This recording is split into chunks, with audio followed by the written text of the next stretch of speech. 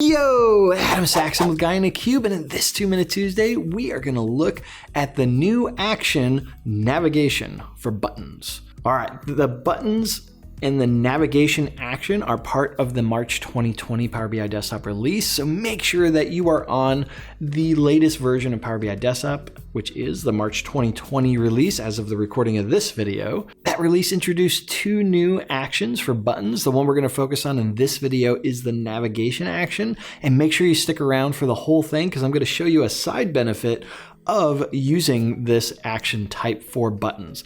All right, enough of all this talking. Let's head over to my laptop and see how this works. All right, for the purposes of this, I went and downloaded the October 2019 demo file that's out on GitHub. The Microsoft product team put that out there for us. So I just went and grabbed it because I remembered it had this navigation bar on the side. You know, I'm not lazy, I'm just efficient. Let's go and select the P3 button. And if we go under actions, we'll see that it's currently using a bookmark action type. So this is how we typically did navigations. We'd have to use bookmarks to do that.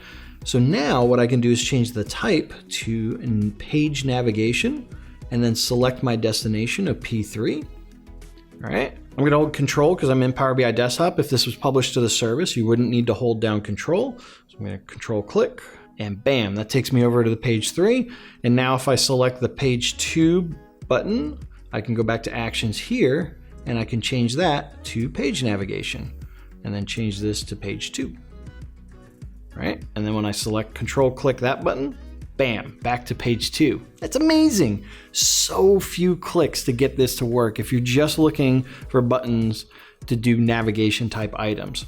All right, so I mentioned in the beginning to stick around because there's a side benefit to this.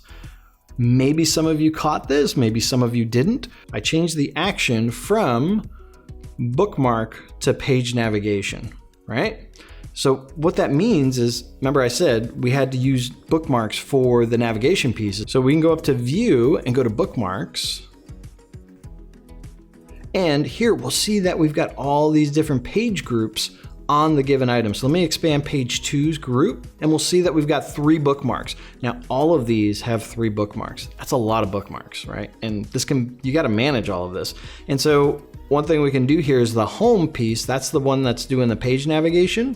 We can just delete that now because we don't need it, and we can delete the home one. So with that, we can clean up the bookmark area as well, just because we're using the navigation action on the button. So that makes the bookmarks not so cluttered, and I got to maintain all of those or maybe update them depending on what I'm doing.